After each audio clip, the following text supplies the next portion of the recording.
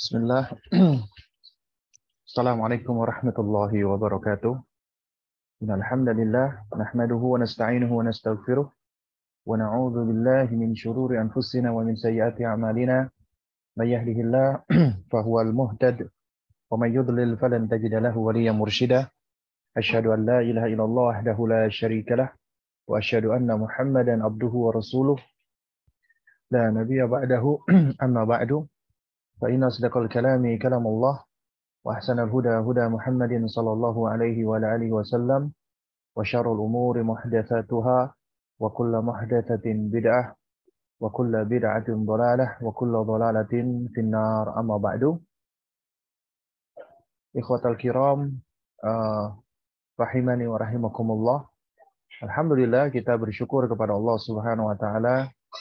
Di pagi hari ini kita diizinkan Allah untuk bersua kembali untuk sama-sama kita membaca dan belajar ya sebuah risalah atau kutayib yang ditulis oleh Syekhul Islam Muhammad bin Abdul Wahhab rahimahullahu taala. Dan insyaallah taala ya di pertemuan ini ya kita akan membaca dan juga kita akan banyak merujuk ya ke syarah Fadlul Islam yang ditulis oleh Fadilatul Syekh Shalih Al-Utsaimin ya. Fadilatul Syekh Shalih Al-Utsaimin hafizahullahu taala ya. Shalih bin Abdullah bin Hamad Al-Utsaimin. Nah, beliau salah satu anggota dari Hay'ah Kibaril Ulama di Arab Saudi ya. Dan beliau adalah orang yang para penuntut ilmu ya tidak tidak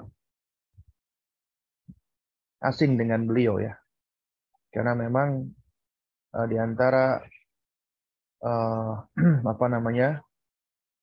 para penuntut ilmu yang berintimak kepada sunnah ya tidak sedikit yang mengenal dan beristifadah dari tulisan syarah ceramah beliau yaitu Fadilatul Syekh Shalih bin Abdullah bin Hamad Al-Utsaimin hafizahullahu taala ya. Dan juga supaya tidak ada kesalahpahaman yang mungkin salah dengar, karena sebagian teman-teman ketika saya menukilkan nama Syekh Shalih Al-Utsaimin Syekh Shalih Al-Utsaimin itu dianggap Syekh Shalih Al-Utsaimin ya, padahal beda ya antara Syekh Muhammad bin Shalih Al-Utsaimin dengan Syekh Shalih bin Abdullah Al-Utsaimin. Baik. Alhamdulillah ya kita udah menyelesaikan ya beberapa risalah dari karya Syekhul Islam Muhammad bin Abdul Wahhab rahimahullah. Yang pertama kita sudah menyelesaikan syarah Thalathatul Usul ya, syarah 3 landasan utama. Kita juga sudah selesai membahas syarah Qawaidil Arba ya. Nah, insyaallah di kesempatan ini kita akan melanjutkan di risalah yang ketiga yaitu Fadlul Islam. Dan suatu hal yang baik ya bagi para penuntut ilmu ketika belajar itu hendaknya taksilan wa tafsilan, sistematis ya. Artinya belajarnya itu mulai dari yang paling penting dan kemudian yang paling mudah dulu sebelum yang berat-berat. Ya, kemudian belajarnya harus tafsil, terperinci. Karena betapa banyak para penuntut ilmu yang baru belajar, baru hijrah, mereka lebih sibuk belajar dengan belajar tematik. Ya, ikut kajian-kajian, alhamdulillah kita apresiasi, tapi belajarnya tematik, tidak membahas suatu buku tertentu. Dan alhamdulillah di sini kawan-kawan dari Majelis Ta'lim Al-Fatah Gais ya, dari sekolah Gais, ya ini Masya Allah ya, memfasilitasi kita semua bisa belajar secara tertib ya, secara teratur, sistematis kita membahas buku meskipun memang jarak waktu dari pembahasan satu ke pembahasan berikutnya itu memang cukup lama ya, yaitu kita kajian bulanan ya. Apa namanya? Iya, kita kajian bulanan sehingga memang seringkali apabila kita tidak murojaah kita akan lupa ya. Baik, risalah yang ada di hadapan kita ini adalah Fadlul Islam. Ini alhamdulillah ya, salah satu dari sahabat kita yaitu Akhuna Nur Kandir ya. Beliau salah satu thalibul ilm yang ada di Surabaya. Beliau menerjemahkan risalah ini ya. Dan ini suatu hal yang patut untuk kita apresiasi. Jazakallahu khairan ya. Dan kita dapat membaca, dan perlu kita ketahui bersama ya, buku yang kita baca ini, Fadlul Islam, ini adalah buku yang ditulis oleh Syekhul Islam Muhammad bin Abdul Wahab rahimahullah, dan isinya hampir semuanya dalil, Al-Quran, Sunnah, Al-Quran, Sunnah. Hampir semuanya dalil. Dan ini adalah karakteristik beliau. Beliau jarang sekali ketika menulis buku, ya, beliau jarang memperbanyak perkataan beliau. Ya, namun lebih banyak dalil. Ya. Dan ketika beliau membuat suatu bahasan, tidak lepas dari ya qala Allah wa qala Rasulullah. Juga demikian beliau menukil ucapan dari aqwalus salaf. Nah, ini juga sama buku yang kita pelajari ini. Isinya adalah Al-Quran, hadis, Al-Quran, hadis. Sama dengan karya-karya beliau yang lainnya, seperti misalnya Kitab Tauhid misalnya. Kitab Tauhid itu juga isinya Al-Quran, hadis, Al-Quran, hadis. Juga sama dengan Fadlul Islam atau keutamaan Islam ini. Ya. Nah, jadi ini kita akan banyak mempelajari tentang Al-Quran, hadis, Al-Quran, hadis. Nah, mungkin untuk sebagian orang, sebagian penuntut ilmu, ketika membaca, ya ini Al-Quran, hadis ya. Memang kita nggak bisa pungkiri Al-Quran dan hadis itu adalah senikmat-nikmat dalil. Dalil yang paling nikmat, yang paling utama. Namun, tidak semua orang itu memiliki kemampuan untuk memahami. Sebagaimana yang dipahami oleh para ulama-ulama yang Allah berikan karunia ilmu kepada mereka. Karenanya, ketika kita membahas ini, kita perlu untuk merujuk kepada aqwalul ulama. Ya. Kenapa? Agar kita lebih mudah untuk memahami. Nah, di antara syarah, ini banyak syarahnya ya, dari kitab Fadlul Islam ini, yang menurut saya pribadi, yang simple, sederhana, mudah, adalah syarahnya Syekh Saleh Al-Utsaimin, ya hafizallahu ta'ala. Kemudian buku yang akan kita pelajari ini, ada 13 bab. Ya, diawali dari bab Fadlul Islam, keutamaan Islam. Kemudian wajibnya masuk Islam, kemudian makna atau definisi penjelasan tentang Islam, kemudian baru Syekh menerangkan tentang sejumlah ayat-ayat Al-Quran, ya, itu ada 13 bab, ya. Nah, insya Allah di kesempatan ini kita akan membahas bab pertama. Kita akan bahas secara ringkas-ringkas saja, ya. Nah, baik. Teman-teman yang dimuliakan Allah Subhanahu Wa Taala, ya. Ya, sebentar ya. Baik. Bab yang pertama yaitu bab Fadlul Islam, ya. Bab tentang keutamaan Islam. Ini yang insya Allah di pagi hari ini akan kita baca, kita pelajari dan akan kita bahas ya, insya Allah taala. Nah, baik. Suara saya ini ya masih bisa didengar dengan jelas ya. Ya, mudah-mudahan bisa didengar dengan jelas. Ya. Ini mohon maaf ini karena saya tidak sedang online dengan laptop yang biasanya. Jadi ini pakai tablet ya dan juga pakai headset biasa. Mudah-mudahan bisa didengar dengan jelas ya. Nah, baik. Sebentar.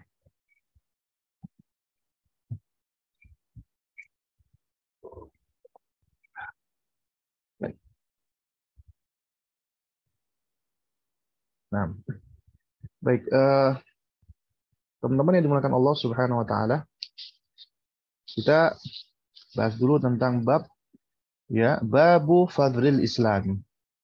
Ya, bab tentang keutamaan Islam, ya. Nah, jika kita perhatikan sebenarnya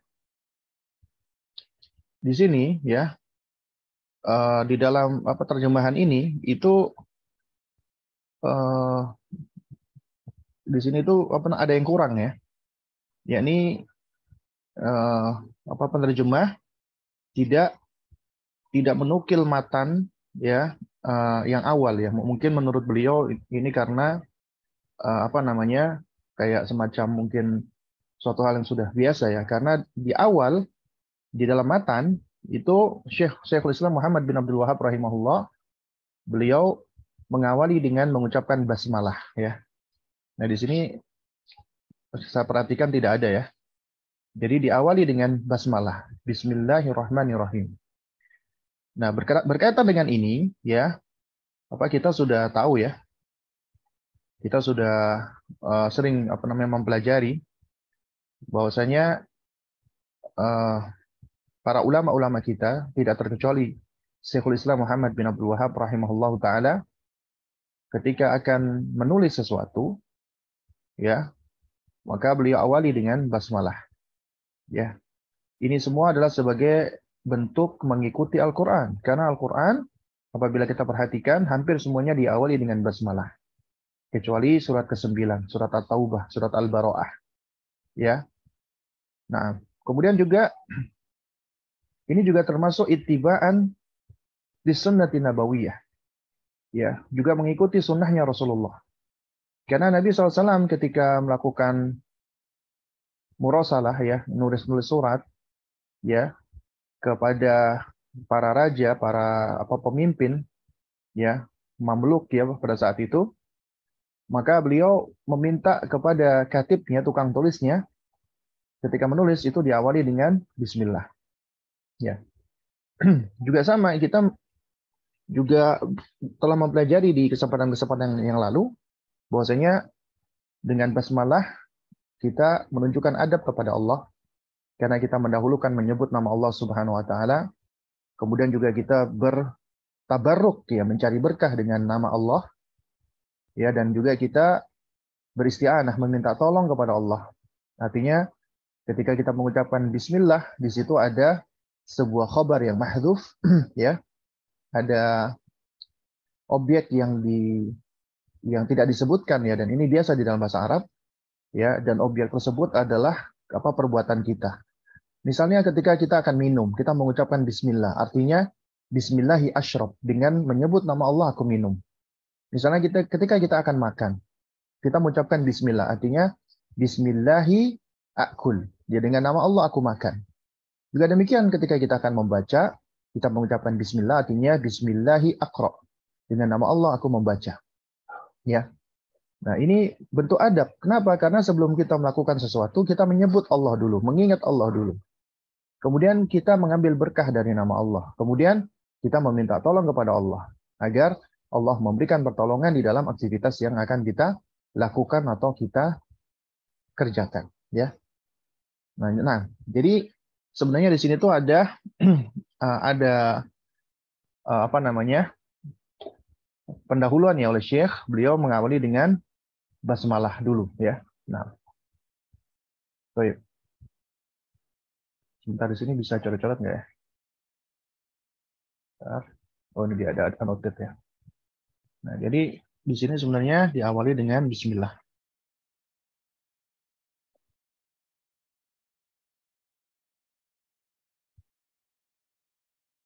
Ya, ini mohon maaf, ya, kalau tulisannya agak jelek, ya. Bukan jelek, ya, memang jelek.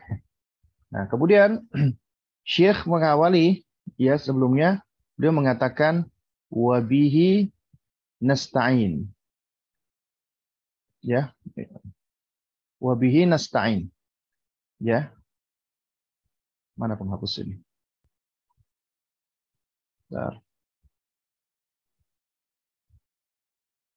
Ya, setelah basmalah, ya. Sebentar. Ini Saya benerin dulu sebentar ya. Tabletnya.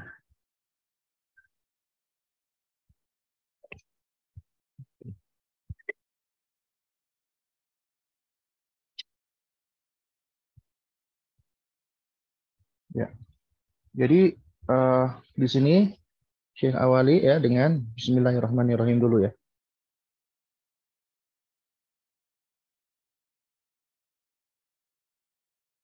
Lalu kemudian Syekh menulis dengan wabihi nasta'in. Wabihi nasta'in. Ya. Artinya dan dengannya itu dengan apa namanya? Dengan menyebut nama Allah ini nasta'in. Artinya aku memohon pertolongan kepada Allah Subhanahu wa taala, ya. Aku memohon pertolongan pada Allah Subhanahu wa taala. Nah.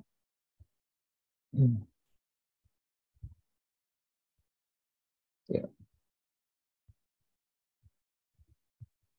Wabihi nasta'in. Dan ini adalah apa namanya? Pratika kita ya, adab kita ya. Kenapa nggak bisa lagi? Sebentar, mohon maaf.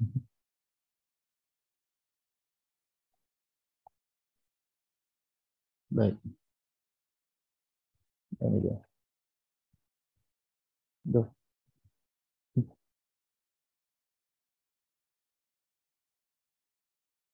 Nah, kita lanjutkan dulu. Wabihi nasta'in. Duh, susah juga nulisnya. Dan dengan dan dengannya ya, aku menyebut nama Allah Subhanahu wa taala. Baik. Lalu kemudian kita lanjutkan. Babu fadlul Islam, ya. Bab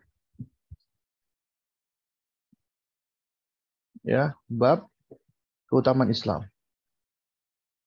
Nah, kok nggak bisa digeser ya? Bentar. Harus dimatiin dulu ternyata ya. Bab fadlul Islam. Ya, babu fadlul Islam. Baik. Teman-teman yang dimuliakan Allah Subhanahu wa taala ya, sebagaimana kita tahu bahwasannya ya apa namanya? Para ulama ketika menulis buku, di antara cara mereka agar yang disampaikan itu bisa sistematis, mereka membuat abwab. Abwab itu bab. Bab itu artinya pintu. Ya, seakan-akan untuk memasuki suatu pengetahuan, maka kita harus melewati gerbangnya dulu, pintunya dulu. Ya. Jadi di dalam buku itu ada berbagai macam pintu yang harus kita masuki. Dan kita perlu tahu ini pintu tentang apa.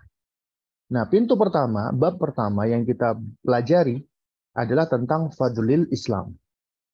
Tentang apa namanya? Keutamaan Islam. Ya, baik. Nah, jadi yang dimaksud di sini adalah bayanu fadlil Islam, penjelasan tentang keutamaan Islam. Apa maksudnya? Yaitu adalah ya makhtassa bihi minal mahasin.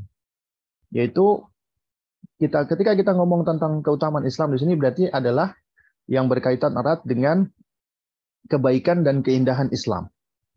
Jadi ketika kita bicara apa fadl di sini, ya, ini artinya adalah keindahan-keindahan Islam yang akan kita bahas.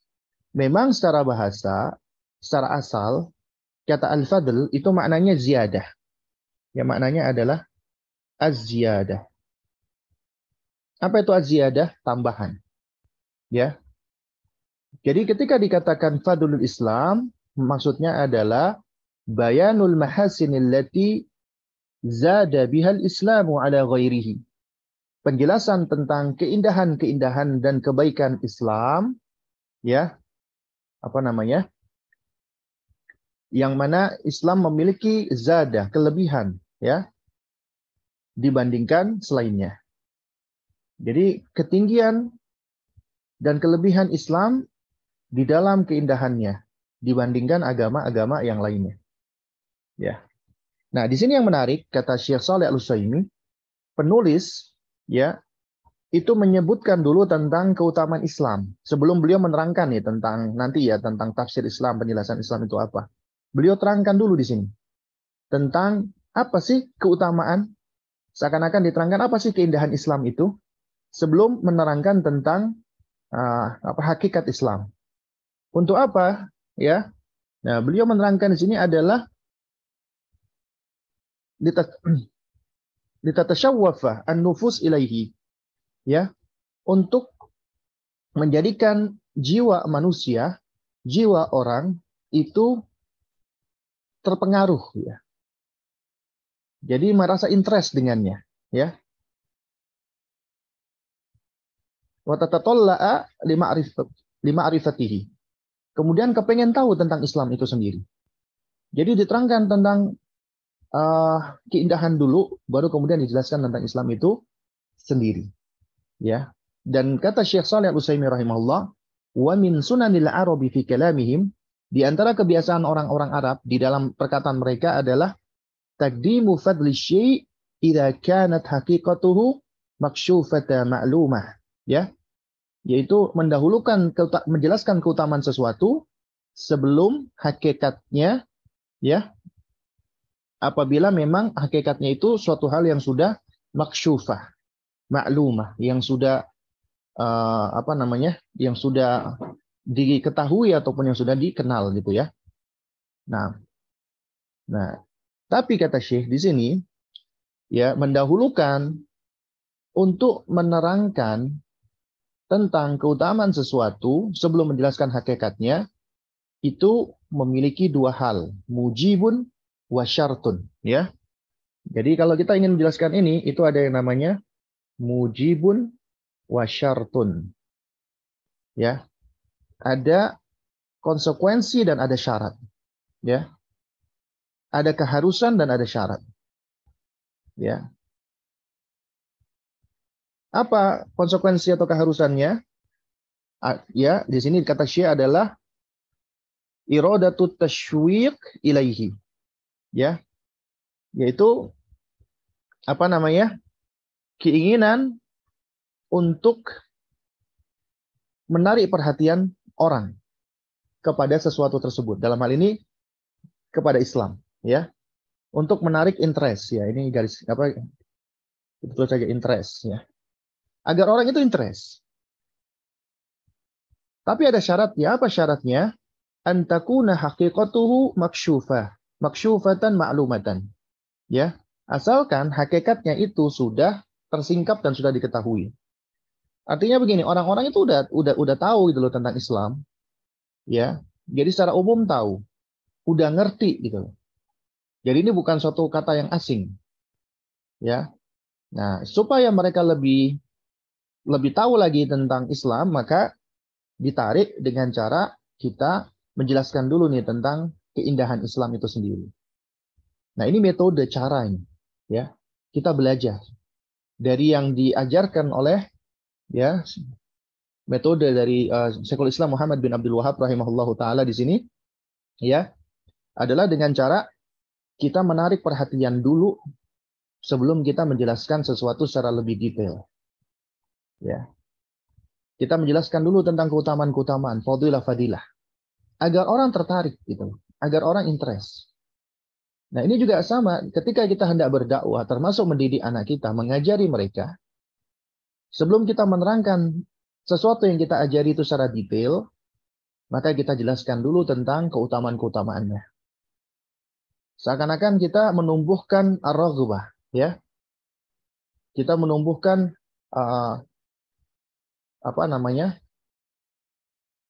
harapan pada mereka agar mereka senang. Karena di antara metode mendidik itu adalah apa? Kita menarik perhatian agar mereka terpesona dengannya, agar mereka senang dengannya. Nah, baru kemudian kita bisa melakukan pembelajaran dengan lebih detail.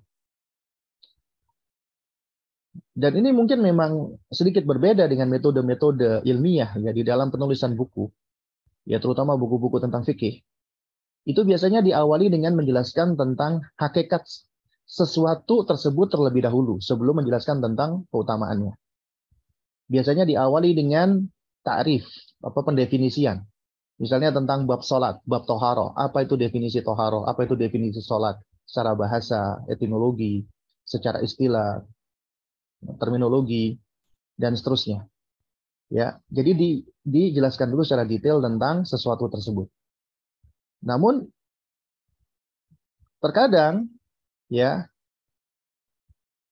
di dalam beberapa kondisi ada metode-metode yang digunakan oleh para ulama, diterangkan dulu nih tentang keutamaannya. Ya. Dijelaskan dulu tentang tentang fadilahnya. Dan ini metode yang juga dilakukan oleh Nabi Shallallahu Alaihi Wasallam. Ya, misalnya Nabi SAW ketika beliau bersabda, misalnya beliau awali dengan man arada an, ya, siapa yang kepengen, siapa yang mau ini dan itu, ya. Nah, jadi ditarik dulu nih, siapa yang mau ini, siapa yang mau itu, ya, dijelaskan tentang seakan-akan adanya balasan-balasan jazaan, ya. Dan jaza itu adalah bagian dari fadilah ataupun keutamaan. Nanti akan kita bahas di sini dengan mengacu kepada penjelasan Syekh Shalih Al-Utsaimin hafizahullah taala. Baik. Di sini tentang bab keutamaan Islam, ya. Syekhul Islam Muhammad bin Abdul Wahab rahimahullah membawakan 8 dalil. Ya, di bab ini Syekh membawakan ada 8 dalil, ya. Ada 8 dalil yang disebutkan oleh Syekhul Islam Muhammad bin Abdul Wahab rahimahullah. Nah, dalil yang pertama adalah firman Allah surat Al-Maidah ayat ketiga. Ya, ini yang seringkali kita baca, ya. Insyaallah kita semua hafal tentang ayat ini. Allah Subhanahu wa taala berfirman, "Al-yauma akmaltu lakum dinakum wa atmamtu 'alaikum ni'mati wa raditu lakumul Islam madinah." Al-yauma, pada hari ini, yaitu pada hari Allah berfirman, Allah menurunkan ayat ini, ya, akmaltu lakum, aku sempurnakan bagi kalian, untuk kalian. Apa yang Allah sempurnakan? Dinakum, agama kalian. Ya, dinakum. Jadi agama kita sudah sempurna. Ya. Nah. Wa atmamtu 'alaikum ni'mati. Dan aku komplitkan, ya. Aku cukupkan 'alaikum, bagi kalian, nikmati, nikmatku.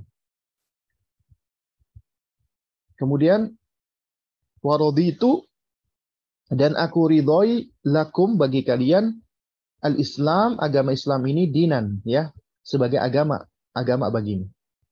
Nah, coba kita perhatikan ayat ini, teman-teman sekalian melakukan Allah Subhanahu wa taala. Ya, di sini kata Syekh Shalih Al-Utsaimin rahimahullahu taala, ya, dalil pertama ini itu memiliki 3 sisi. Ya. Thalathah wujuh, berkaitan dengan fadilah atau keindahan Islam. Ya, mari coba kita perhatikan. Yang pertama adalah kata al-yauma akmaltu lakum dinakum. Ya, kata yang pertama ini. Al-yauma akmaltu lakum dinakum. Ini yang pertama. Ya. Nah, di sini kata Syekh, ya, ayat ini menunjukkan, ya, bulughul kamali fadlun, ya. Jadi ketika sampainya kepada kesempurnaan itu adalah fadlun, keutamaan. Ya. Adalah kesempurnaan. Dan Allah yang menyempurnakan. Karena kata beliau, wa kaunul mukammil lahu huwallahu ghayatul fadli. Dan yang menyempurnakan agama ini adalah Allah. Dan itulah keutamaan yang paling atas, yang paling tinggi. Ya. Karena itu dari kata al-yauma akmaltu lakum dinakum, ini kita udah mendapatkan, ya, penjelasan tentang satu keutamaan. Satu keutamaan, yaitu agama kita sempurna. Nah, kesempurnaan agama kita ini, kata Syekh Shalih Al-Utsaimin, ya, dalun ala fadlihi min jihatain. Ya, menunjukkan atas keutamaannya dari 2 sisi. Pertama, apa? Kaunuhu kamilan. Ya. Yang pertama adalah, kita lihat ini ya, dari dua sisi. Sisi pertama adalah kamil. Agama kita sudah sempurna. Nah, kesempurnaan ini menunjukkan keutamaan. Berarti kalau sudah sempurna, ya, tidak memiliki kekurangan. Karena lawan daripada sempurna adalah kekurangan. Tidak memiliki aib. Ya, tidak memiliki celah. Tidak lagi butuh tambahan-tambahan. Karena agama sudah sempurna. Berarti kesempurnaan ini, kamal ini, ya, apa ya? Kamal ini, kesempurnaan ini, itu menunjukkan fadl, menunjukkan ya keutamaan. Yang kedua, ini yang lebih penting lagi, yang lebih tinggi lagi keutamaannya, ya kaunu mukammilihi wallahu subhanahu wa ta'ala. Mukammil artinya yang menyempurnakan. Ya. Siapa yang menyempurnakan? Allah. Yang menyempurnakan adalah Allah subhanahu wa ta'ala. Ya. Nah, ini berarti keutamaan lagi, dan keutamaan yang lebih tinggi daripada yang sebelumnya. Islam sempurna. Siapa yang menyempurnakan? Allah. Kesempurnaan Islam fadlun, keutamaan. Dan yang menyempurnakan Allah, ya, itu adalah fadlun yang lebih utama lagi. Keutamaan yang lebih utama lagi. Ya. Nah, jadi dari kata ini, al-yauma akmaltu lakum dinakum, itu sudah menunjukkan ya fadl, keutamaan. Dan keutamaan di sini dua. Pertama, Islam sudah sempurna, yang kedua yang menyempurnakan Allah. Ya. Kemudian yang kedua adalah di dalam ayat berikutnya, ya. Yaitu apa? Wa atmamtu 'alaikum ni'mati. Ya. Nah, wa atmamtu 'alaikum ni'mati. Dan aku ya cukupkan, aku komplitkan bagimu nikmatku. Ya. Dari sini kita bisa mengambil pelajaran, kata Syekh, fa'ajallu ni'matillahi 'alaina al-Islam. Ya. Nikmat yang paling utama, nikmat Allah yang Allah karuniakan kepada kita yang paling besar adalah nikmat Islam. Ini fadlun. Famin fadl islami annahu ajallun ni'amil ilahiyah wa a'zamul minanir rahmaniyah. Dan di antara fadlul Islam, keutamaan Islam adalah bahwasanya Islam itu merupakan nikmat yang paling agung dari Allah dan karunia yang paling besar dari Ar-Rahman. Jadi Allah berikan kita nikmat berupa Islam. Dan Allah lengkapi nikmat tersebut. Setelah Allah sempurnakan agama kita, dan yang menyempurnakan Allah, maka Allah menyempurnakan, melengkapi nikmat. Nikmat tersebut adalah Islam. Islam adalah nikmat yang paling besar. Ini fadl yang kedua. Adapun yang ketiga adalah di dalam firman Allah Subhanahu wa taala berikutnya, ya. Yaitu apa? Wa raditu lakumul Islam madina. Dan aku ridhoi bagimu Islam sebagai agama bagimu, ya. Nah, dari potongan ayat ini, ya, kita bisa mengambil apa pelajarannya dari keutamaan Islam, yaitu wa min fadlul islami annahu dinu al-mardhiyu lana min Allah. Ya. Di antara keutamaan Islam bahwasanya Islam ini agama satu-satunya yang Allah ridhoi. Maka Allah katakan wa raditu lakumul Islam madina. Aku ridhoi bagimu Islam sebagai agama. Berarti Islam adalah agama yang al-mardhiyu, yang diridhoi oleh Allah Subhanahu wa taala. Satu-satunya agama yang Allah ridhoi Islam. Sementara kita manusia beribadah mencari apa? Ridhonya Allah. Allah ridho dengan kita. Itu yang kita cari. Dan keridhaan itu Allah letakkan di dalam Islam. Agama yang Allah Subhanahu wa taala syariatkan. Ya. Dan Allah Subhanahu wa taala menurunkan Al-Qur'an dan mengutus nabi. Dan inilah yang Allah ridhoi. Dengan kata lain, Islam adalah ad-dinul mardiyyu, ya. Ad-dinu al-mardiyyu, ya. Agama yang Allah ridhoi. Berarti selain Islam, ya, dikatakan oleh Syekh Shalih Al-Utsaimin, wa ma'adahu mubghadun maskhutun alaihi. Adapun selain Islam, maka itu agama yang mubghadun, yang dimurkai Allah, maskhutun, yang dibenci oleh Allah. Allah nggak suka. Karena satu-satunya yang Allah ridhoi cuma Islam. Karenanya di dalam surat Ali Imran Allah mengatakan, wa may yabtaghi ghairal islami dinan fala yuqbala minhu wa huwa fil akhirati minal khasirin. Siapa yang mengharapkan mencari agama selain Islam, maka nggak akan diterima darinya. Dan dia di akhirat termasuk orang-orang yang merugi. Ya. Nah, baik. Jadi dari sini jamaah sekalian yang dimuliakan Allah Subhanahu wa taala, ya. Kita bisa mengambil apa? Dari bahasan kita ini ada 3 fadilah, ya. 3 keutamaan, ya. 3 keutamaan. Dari ayat ini, pertama, Islam agama yang sempurna. Dan kesempurnaan Islam ini juga memiliki dua sisi. Pertama, sisi sempurnanya agama kita. Yang kedua, yang menyempurnakan adalah Allah. Kemudian yang kedua adalah Islam adalah nikmat yang besar yang Allah berikan kepada kita. Karena Allah mengatakan wa atmamtu alaikum nikmati. Ini juga fadlun, ya. Yang ketiga, Islam adalah ad-dinu al-mardiyyu, agama yang diridhai Allah satu-satunya. Nah, jadi dari ayat ini kita bisa mengambil ada 3 fadilah. Ya, yang disebutkan oleh Syekhul Islam Muhammad bin Abdul Wahab tentang ayat ini, kita bisa memetik ada 3 fadlun. Ya. Nah, baik. Kemudian kita lanjutkan lagi. Dalil yang kedua. Ya. Bentar. Dalil yang kedua. Firman Allah Subhanahu wa taala. Allah berfirman, "Kul ya ayyuhan nas." Ya.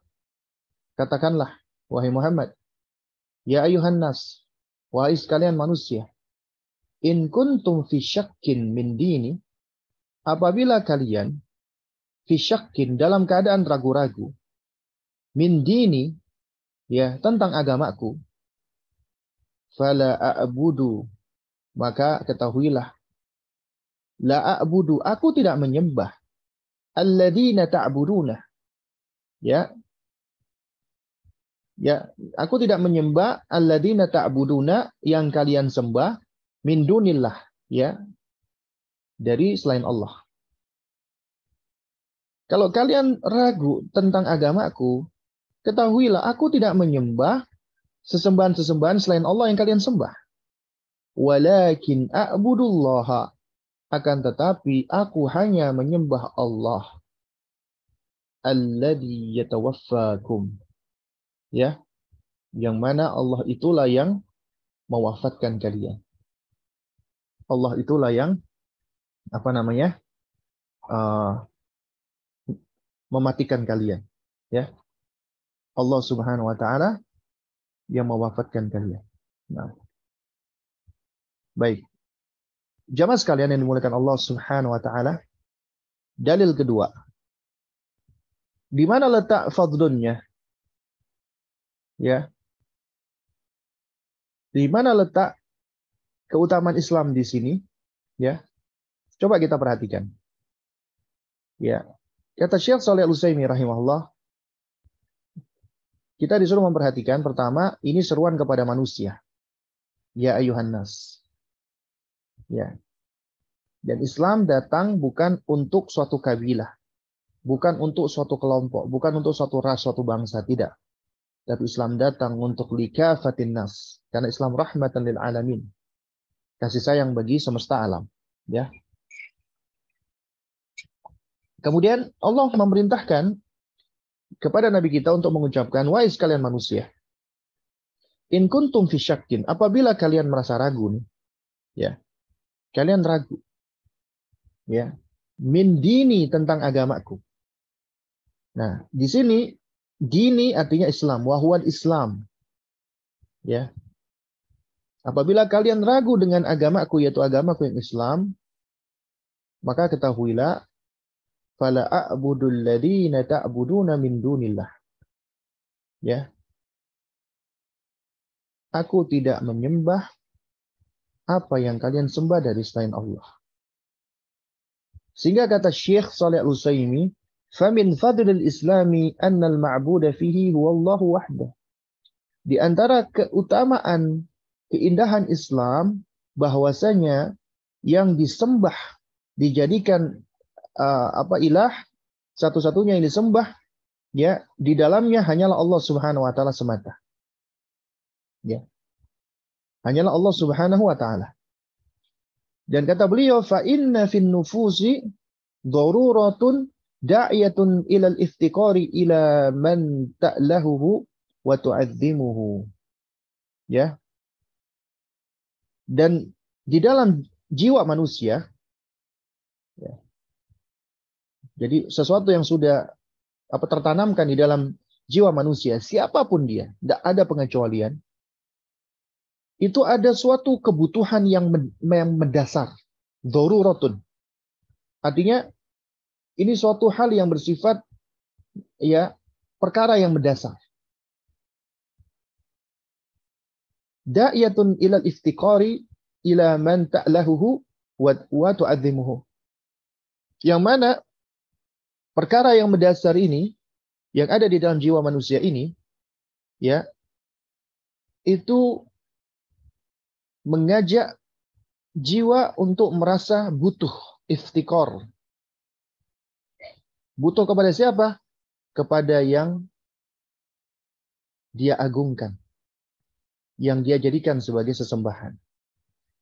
Wala yasuddu tilka ad-darurata illa ibadatullah. Dan darurah ya, kebutuhan mendasar ini, kebutuhan primer, makanya dikatakan kebutuhan primer atau mendasar, tidak akan tertutup kecuali dengan beribadah kepada Allah semata. Ya.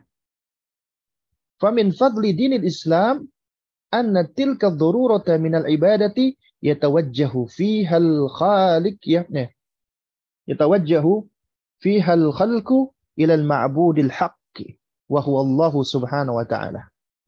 Ya. Dan di antara fadl keutamaan agama Islam bahwasanya kebutuhan mendasar untuk beribadah ini ya. Naam. Yaitu hanya diarahkan oleh makhluk kepada satu-satunya sesembahan yang benar, yaitu Allah Subhanahu wa taala.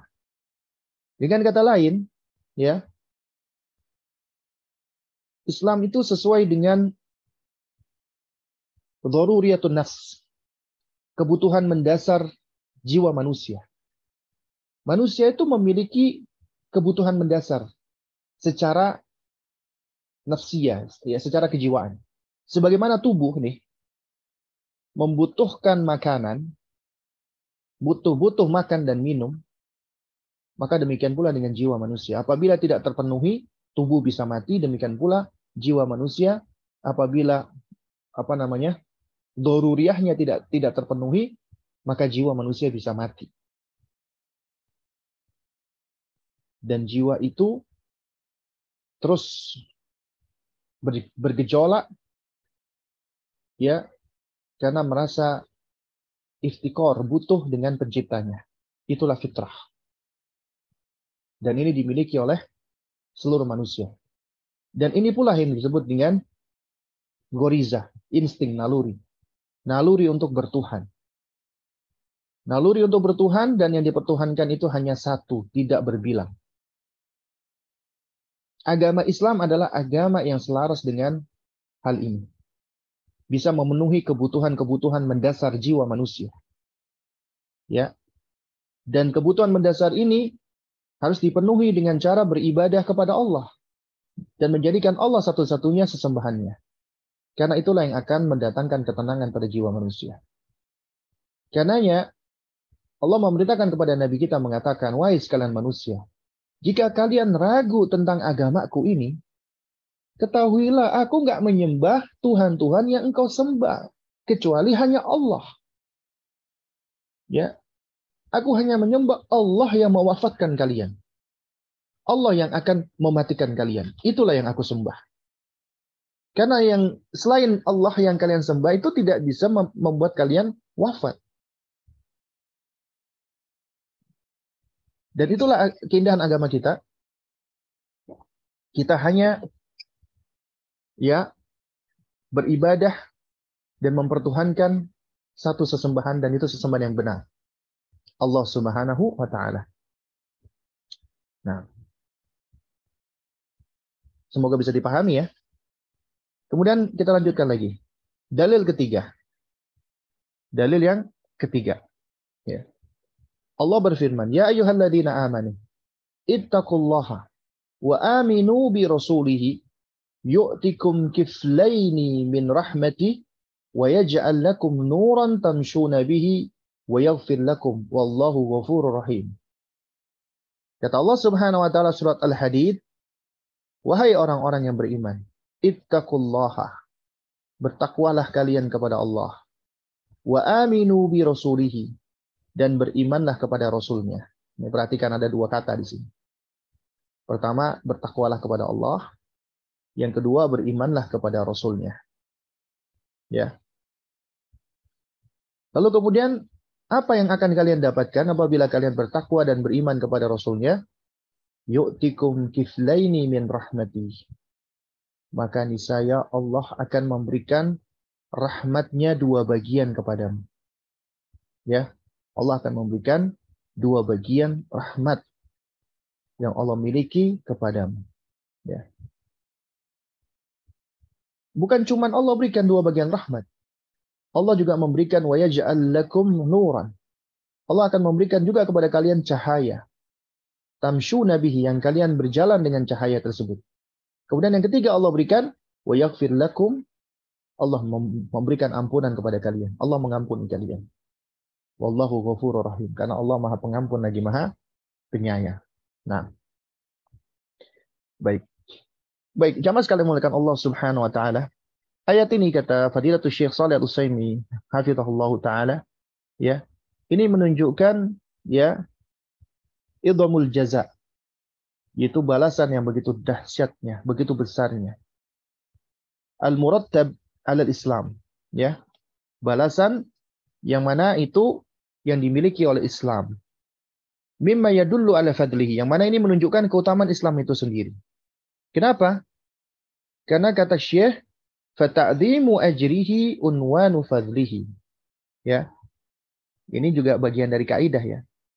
Ta'dhimu ajrihi unwanu fadlihi. Ya. Jadi besarnya balasan menunjukkan tanda ya keutamaannya. Jadi sesuatu yang utama adalah ketika dia memiliki balasan yang besar juga gitu loh.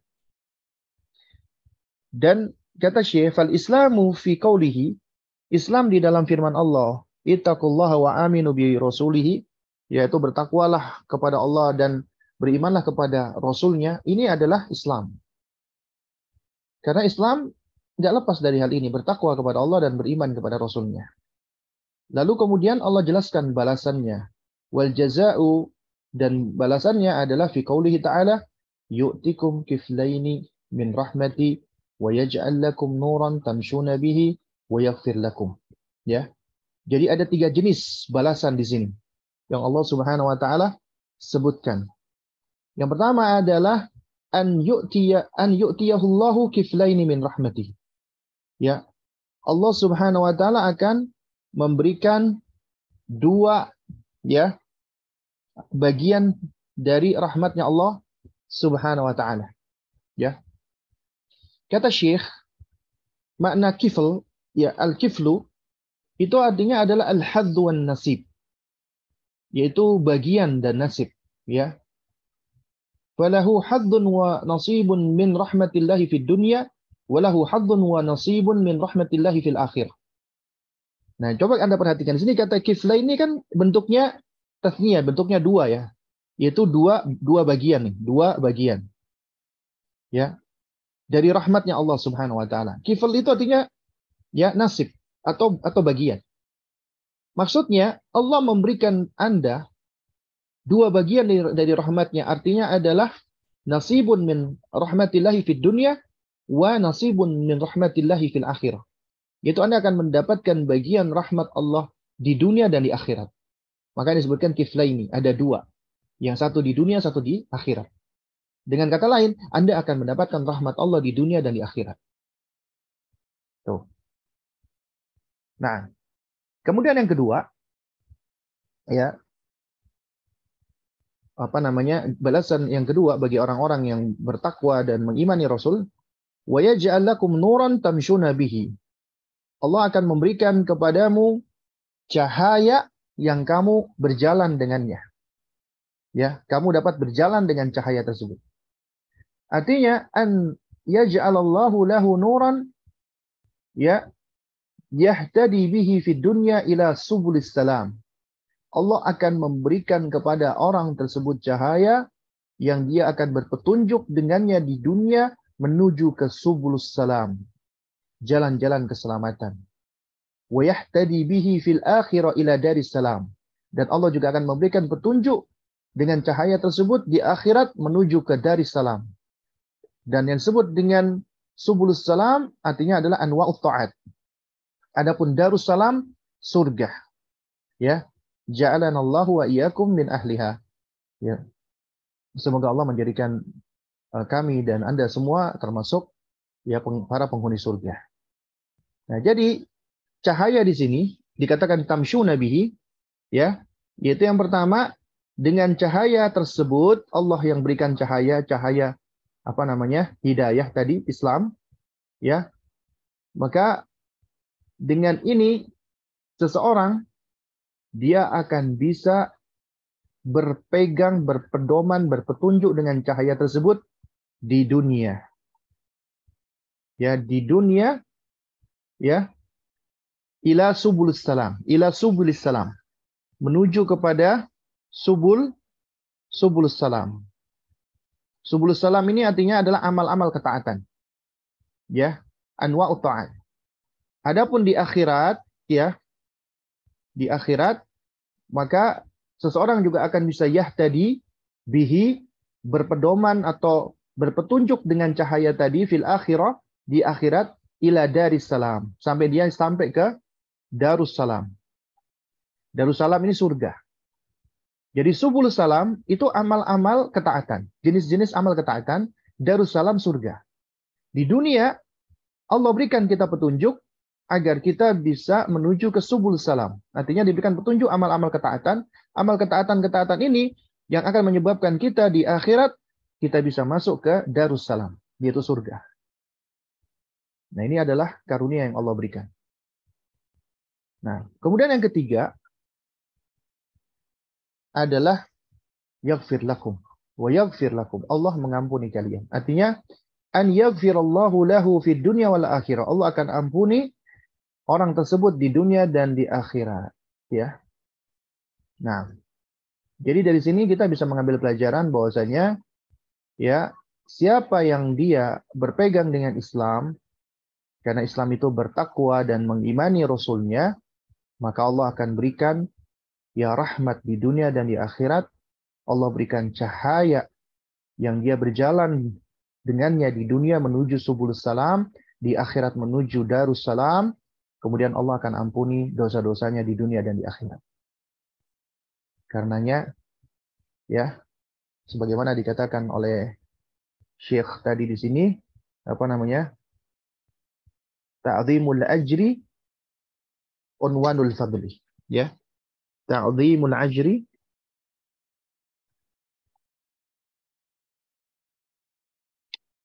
unwanul fadl, ya. Unwanul fadl. Enggak kelihatan. Itu apa kaidahnya, ya? Kaidahnya adalah apa? Ta'zimul fadli. Tuh, enggak bisa.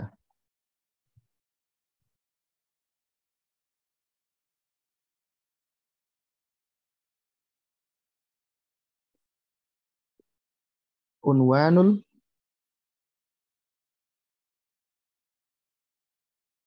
fadl. Afwan, ini apa namanya? Ta'dhimul ajr, ya. Ta'dhimul ajr. Jadi besarnya balasan menunjukkan tanda keutamaan, ya. Nah, ini di antara kaidah yang perlu kita pahami bersama. Nah, baik. Kita lanjutkan dalil yang keempat. Ya. Ya. Baik, ini ada 8 ya. Jadi insya Allah kita cukupkan sampai di hadis. Nanti kita lanjutkan lagi ya. 4 dalil berikutnya. Nah, dalil berikutnya adalah hadis Nabi sallallahu alaihi wasallam. Ya. Jadi wadalilur rabi, dalil yang keempat. Ani Ibnu Umar radhiyallahu anhuma, dari Ibnu Umar, semoga Allah meridhai keduanya, yaitu Abdullah dan Umar Ibn Khattab, ya. Ani Nabi sallallahu alaihi wasallam, dari Nabi yang mulia sallallahu alaihi wasallam, qala, Nabi bersabda, ya, mathalukum wa mathalu ahlil kitabaini, ya, perumpamaan kalian dengan perumpamaan dua ahli kitab, yaitu Yahudi dan Nasrani, kamathali rajulin istajara ujara'ah. Seperti, ya, seorang yang dia sedang memperkerjakan ujara, ya, apa namanya, tenaga kerja, ya. Jadi seperti seorang yang menyewa para apa pekerja, ya, ujara. Faqala, kemudian orang itu berkata, man ya'malu li min ghudwatin ila nisfin nahar ala qiratin, ya, man ya'malu li, siapa yang mau bekerja untukku, min ghudwatin, dari pagi, ila nisfin nahar, hingga pertengahan siang, ala qiratin, dengan upah 1 qirat, ya, fa'amilatil yahud, maka kemudian Yahudi mau bekerja untuknya. Jadi dia bekerja dari pagi sampai pertengahan siang. Tsumma qala, kemudian orang tadi berkata, ya, ini perhatikan, ini metode Nabi SAW, ya, ketika beliau memberikan perumpamaan, tamsil. Ya, jadi di antara metode pendidikan adalah memberikan tamsil, ya, perumpamaan-perumpamaan, contoh agar lebih mudah dipahami. Tsumma qala, kemudian orang tadi berkata, ya, orang yang hendak memperkerjakan tadi, man ya'malu li min nisfin nahari ila salatil asr ala qirat, siapa yang mau bekerja untukku dari pertengahan siang hari sampai waktu salat asar dengan upah 1 qirat, fa'amilatin nasarah, maka orang Nasrani pun mau bekerja untuknya. Ya, jadi diambil kerjaan itu oleh orang Nasrani. Tsumma qala, kemudian orang itu berkata, man ya'malu li minal asri ila an taghiba asy-syamsu ala qirataini, siapa yang mau bekerja untukku dari waktu asar sampai tenggelamnya matahari, ala qirataini, dengan upah 2 qirat, ya, dengan upah 2 qirat, fa antum hum, kata Nabi SAW, ya, kalian adalah mereka. Mereka yang ini kerjanya dari waktu asar sampai waktu maghrib, tapi kalian mendapatkan upahnya 2 qirat. Anda perhatikan tadi, ya, orang Yahudi, orang Nasrani, orang Yahudi kerja dari pagi sampai siang, upahnya 1 qirat. Orang Nasrani kerja dari siang sampai asar, sore, upahnya 1 qirat. Nah, kemudian ada yang ketiga, yaitu kata Nabi, fa antum hum, ya, kalian adalah mereka, bekerja dari waktu asar sampai waktu maghrib, upahnya 2 qirat. Lebih banyak kan, 2 qirat. Kemudian kata Nabi, fa ghadibatil yahudu wan nasara, maka marahlah Yahudi dan Nasrani.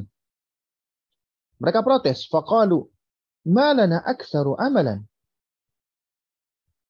wa aqalla ata'an, ya. Kenapa bisa kami lebih banyak kerja tapi ternyata hasilnya lebih sedikit, upahnya lebih sedikit, ya. Kemudian orang tadi berkata, hal naqastukum min haqqikum, ya, orang yang memperkerjakan tadi yang dijadikan Nabi sebagai contoh, dia membalas, hal naqastukum min haqqikum, apakah aku mengurangi hak kalian?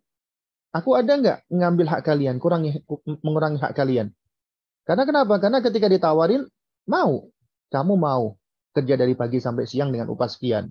Kamu mau ya kerja dari waktu siang sampai sore sampai waktu asar, ya. Makanya apa orang ini mengatakan, hal naqastukum min haqqikum, apakah aku mengurangi kalian dari hak kalian? Qalu, mereka orang Yahudi dan Nasrani ini menjawab, la, tidak. Qala, kemudian orang yang memperkerjakan ini mengatakan, fadzalika fadli utihi man asya. Itulah ya fadli, ya apa namanya, keutamaanku yang aku berikan kepada siapa saja yang aku kehendaki, ya. Itulah karunia dariku, aku berikan kepada siapa saja yang aku kehendaki. Nah, baik. Dari hadis ini, ya jamaah sekalian menekan Allah Subhanahu wa taala, kita bisa mengambil pelajaran, ya. Ya. Di sini kata Syekh, ya, hadis Ibnu Umar radhiyallahu taala anhu ma'anin Nabi sallallahu alaihi wasallam annahu qala mathalukum wa mathal ahli al-kitabaini rawahul Bukhari. Ini hadis yang dikeluarkan oleh Imam Bukhari, wa huwa maqsudul musannifi fi qawlihi wa fi sahih, yaitu di dalam as-sahih, ya, karena ini seharusnya, ya. Ya, ini wa fi sahih, ya. Ini coba Anda perhatikan di dalam as-sahih, ya. Jadi penulis atau Syekhul Islam Muhammad bin Abdul Wahhab rahimahullah menyebutkan wa fi sahih fa inna hadzal itlaqa ya'ti ala ma'nain. Ya, kata wa fi sahih ini kata Syekh itu memiliki dua makna, ya. Makna yang pertama adalah yang dimaksud adalah, ya, apa namanya, kitab as-sahih, ya. Yaitu di dalam kitab Sahih Bukhari atau Sahih Muslim, ya. Apabila dikatakan as-sahih itu bisa jadi Sahih Bukhari, bisa jadi Sahih Muslim. Kalau dikatakan sahihain berarti di dalam kitab Bukhari dan Muslim. Itu makna pertama, berarti ada di dalam Sahih Bukhari. Atau makna yang kedua, yang dimaksud adalah jinsul hadits sahih. Macam hadis yang sahih. Ya. Kenapa? Bi an yakuna mahkuman alaihi bisihhah. Yaitu hadis tersebut adalah hadis yang dihukumi dengan hadis yang sahih. Nah, jadi ketika dikatakan wa fi sahih artinya yaitu hadis yang sahih. Jadi memiliki dua makna, ya. Itu punya dua makna. Nah, kemudian kata Syekh Shalih Al-Utsaimin rahimahullahu taala, ya dzalika fadli utihi man asya. Ya, itulah karunia dariku, aku berikan kepada siapa saja yang aku kehendaki. Kenapa? Fa inna sahibad dari ja'ala fadlahu liman 'amila 'indahu min al-'asri ila ghurubi syamsi fa'atahu 'ata'an awfara wa akthara min ghairihi fa kana aqalla 'amalan wa akthara 'ata'an falahu qiratan min al-jaza'i ma'a qillatil 'amal. Ya.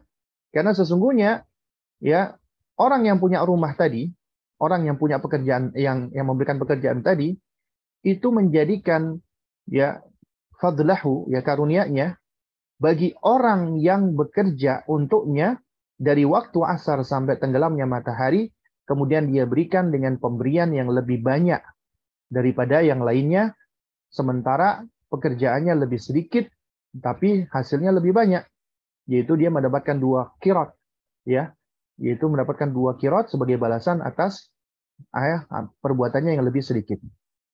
Nah, kemudian kata Syekh, wa hadza mathalun dharabahu Allahu li hadhihi al-ummah. Ya. Fa innahum fi wujudihim bin nadari ila al-umami qablahum ka'annahum atuna fi akhir al-yawm faja'u ba'da al-umami kulliha wa minha umamu ahli al-kitabi min al-yahudi wan nasara thumma ja'ala Allahu 'azza wa jalla lahum min al-ujuri wal fadli ma laysa liman taqaddamahum fahumul akhiruna wujudan as-sabiquna ujuran. Nah, jadi wahadza mathalun. Jadi permisalan ini Allah Subhanahu wa taala, ya, itu adalah apa namanya? Nah, inilah apa permisalan yang Allah Subhanahu wa taala berikan apa namanya? Masal itu untuk umat ini. Kenapa? Karena umat Islam ini jika dilihat dari umat-umat sebelumnya, ya, jadi seakan-akan umat kita ini itu diberikan ya di akhir hari. Ya, karena kita tahu yang pertama kan disebutkan Yahudi dulu, kemudian Nasrani kan, kemudian Islam kan. Yahudi dari pagi sampai siang. Kemudian orang Nasrani siang sampai asar. Kemudian baru kita, kaum muslimin dari asar sampai maghrib. Ya, jadi kita berada di bagian yang terakhir. Ya, artinya faja'u ba'dal umami kulliha. Datang setelah umat-umat sebelumnya. Nah, di antara umat itu adalah ahli kitab dari Yahudi dan Nasrani. Tapi ternyata ja'alallahu azza wa jalla lahum minal ujuri wal fadli ma laysa liman taqaddamahum. Allah memberikan balasan, ujur, ya, ganjaran dan fadl dan keutamaan itu tidak sebagaimana yang umat-umat sebelumnya. Jadi fahumul akhirun wujudan. Umat Islam itu adalah yang datang belakangan. Tapi as-sabiquna ujuran. Tapi yang mendapatkan balasan yang pertama kali. Ya. Dan yang mendapatkan ganjaran yang lebih banyak. Nah, jadi dari sini jamaah sekalian muliakan Allah Subhanahu wa taala, ini menunjukkan tentang keutamaan kita. Kita umat yang datang belakangan, tapi kita umat yang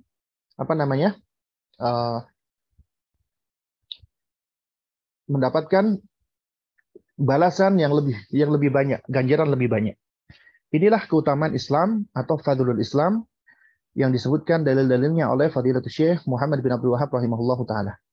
Nah, 4 hadis berikutnya akan kita baca di pertemuan berikutnya insyaallah taala, ya. Karena di sini ada 8 dalil yang menunjukkan tentang fadlul Islam, tentang keutamaan Islam, ya. Nah, baik. Mungkin dari sini apakah ada pertanyaan yang kurang jelas? Jika ada pertanyaan silakan. Ya, silakan Bunda Usman Nana. Mungkin bisa dibantu untuk di unmute.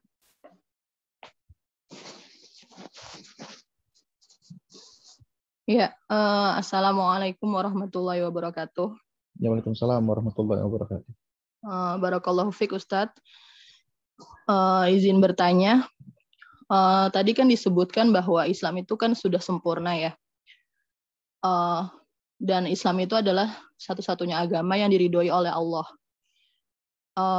Yang ingin saya tanyakan adalah bagaimana kita menjelaskan hal tersebut kepada orang yang non-muslim, terutama itu keluarga, khususnya orang tua kita, bahwa agama Islam ini adalah agama yang paling Allah ridhoi gitu. Kemudian satu lagi yang kedua, apakah di masjid-masjid yang membuka untuk infak dan sedekah untuk pembangunan masjid itu termasuk meminta-minta ya Ustadz? Nah, baik. Iya, itu aja 2 pertanyaannya. Jazakumullah khairan. Ya, wa jazakillah khair ya. Jadi yang pertama, untuk menjelaskan sesuatu, maka orang yang menjelaskan harus memiliki penjelasan. Dengan kata lain, harus memiliki ilmu. Karena faqidu syai' la yu'ti. Orang yang nggak punya nggak bisa memberi. You cannot pour from an empty cup, ya. Anda nggak bisa menuang dari cangkir yang kosong. Karenanya kita harus isi dulu cangkir kita, pengetahuan kita. Dengan kata lain, kita harus belajar. Kita harus menuntut ilmu. Ya, agar sebelum kita memberikan masukan, nasihat, kita udah punya ilmunya. Itu yang pertama kali harus kita miliki. Ilmu dulu, belajar dulu. Ya. Karena akan sulit ya. Meskipun misalnya ditanya bagaimana cara kita menyampaikan, bagaimana cara kita menjelaskan, bagaimana cara kita ini dan itu, tapi kalau kita belum memiliki ilmunya, sulit. Meskipun dikasih tahu cara, triknya, tipsnya, tapi kalau belum ada ilmunya, ya susah. Karena itu ya harus belajar dulu, mengisi dulu dengan pengetahuan dan dengan ilmu. Karena kalau kita udah punya ilmunya, insya Allah ya ilmu itu menjadi sebab hidayah, taufik. Allah akan membimbing kita untuk bisa menyampaikan dengan cara yang ilmiah. Itu yang pertama. Kemudian yang kedua, ya, alih-alih kita fokus untuk memberikan penjelasan dengan lisan, khususnya kepada orang kafir, dengan cara misalnya yang akan ya besar kemungkinan untuk terjadi debat dan yang semisalnya. Maka lebih baik ya sebelum kita melakukan itu adalah kita menunjukkan Islam dalam keseharian kita. Artinya kita mewujudkan Islam di dalam amalan. Itulah ad-da'watu bil hal. Dakwah dengan perbuatan. Karena dakwah bisa dengan lisan, dengan ucapan, dengan perkataan. Dan juga bisa dengan hal, dengan contoh, dengan perbuatan, dengan akhlak, dengan perlakuan. Mana yang lebih efektif? Ya. Yang lebih efektif itu seringkali adalah ad-da'watu bil hal. Dakwah dengan perlakuan, dengan perbuatan, bukan dengan lisan. Ya, oleh karena itu, jika kita ingin menunjukkan keindahan Islam, maka tunjukkanlah Islam dengan amalan kita, perbuatan kita. Dengan cara apa? Ya, kita mempraktekkan agama kita dengan sebenar-benarnya, sebaik-baiknya. Karena dengan praktek agama yang benar, yang baik, itulah rahmah, kasih sayang. Ya, itulah akhlak yang mulia. Karena Islam mengajarkan akhlak yang mulia. Tapi kalau orang misalnya belajar malah semakin nggak benar, malah semakin sombong, malah semakin kasar, kaku, berarti belajarnya keliru, salah.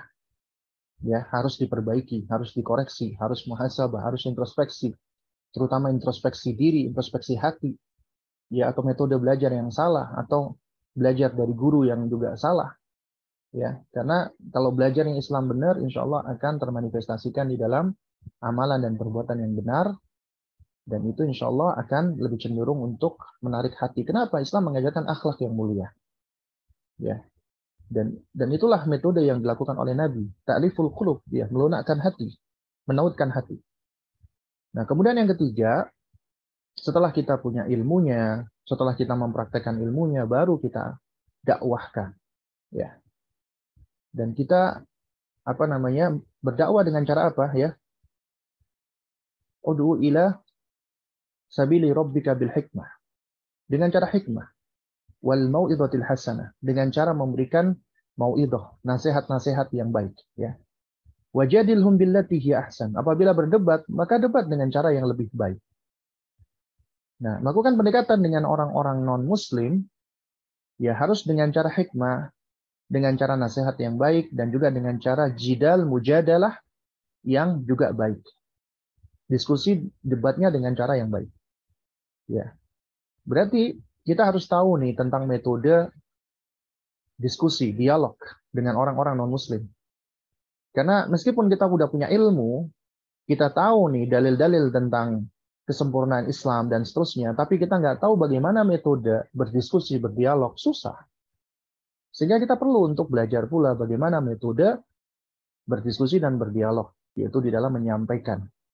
Artinya kita perlu melihat kondisi orang yang kita ajak ngobrol ini, sejauh mana pengetahuannya. Karena ketika kita akan diskusi, yang pertama kali harus kita cari adalah kesepakatan dulu. Ya, karena itu akan menjadi fondasi. Contoh misalnya, ya, kita berdiskusi dengan orang Nasrani. Cari kesepakatan dulu, ya.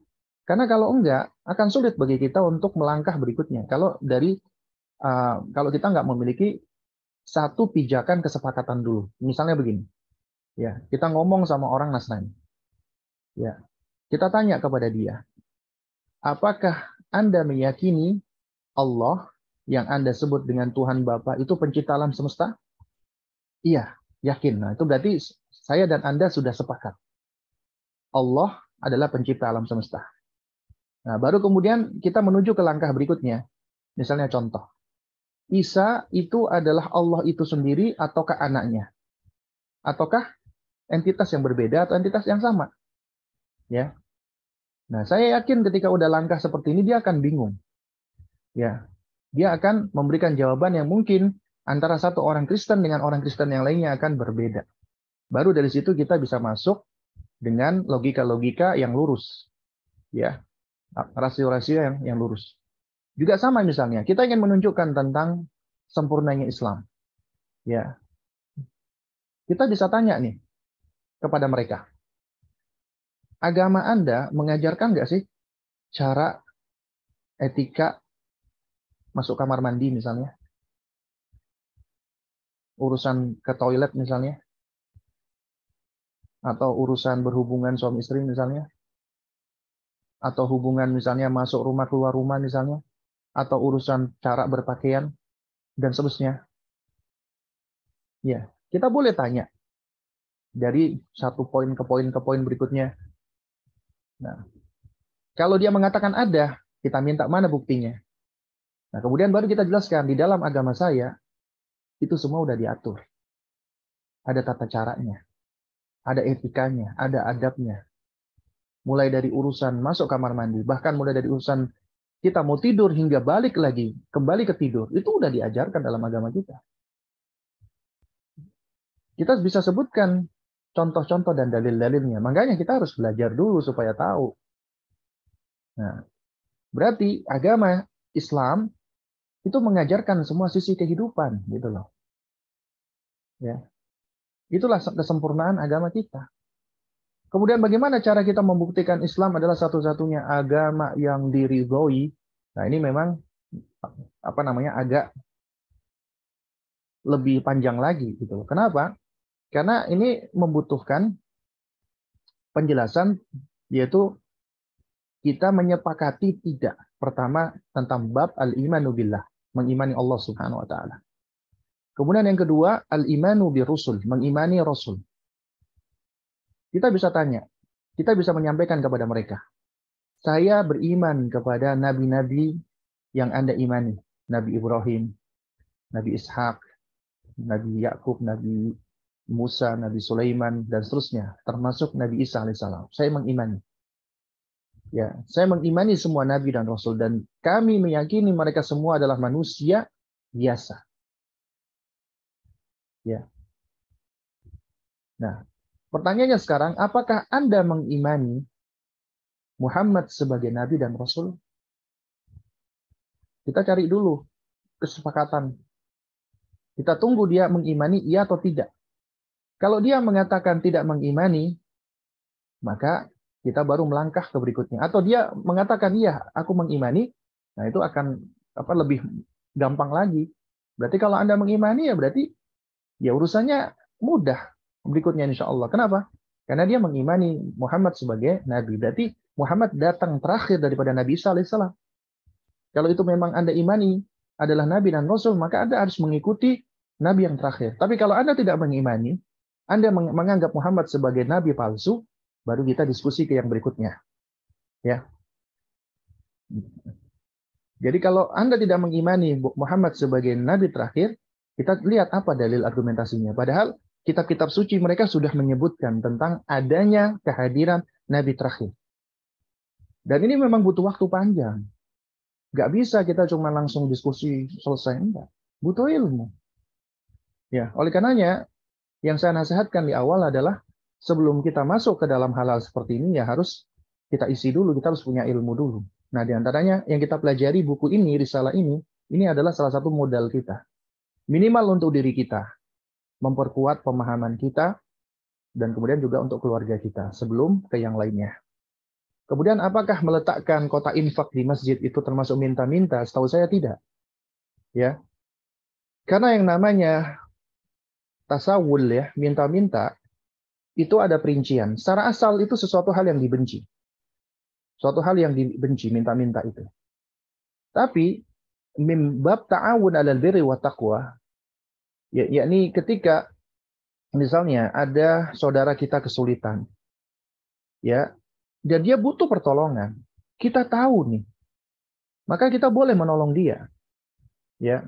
Dan kemudian ketika kita lihat ternyata kesulitannya itu lebih besar dan kita nggak bisa menolong dia dengan apa yang kita miliki, maka kita boleh mengajak teman-teman yang lain, ayo kita bantu saudara kita ini. Akhirnya dibukalah donasi. Tapi tetap harus ada dhawabitnya. Buka donasi pertama izin dulu dong sama orang tersebut. Kalau dia nggak mengizinkan ya nggak boleh, kan bisa jadi marwah dia akan tercoreng. Terus yang kedua, kalau kita bisa misalnya internal dulu, jangan kita buka secara umum. Yang ketiga, ya ketika melakukannya harus dengan jelas, amanat, ya.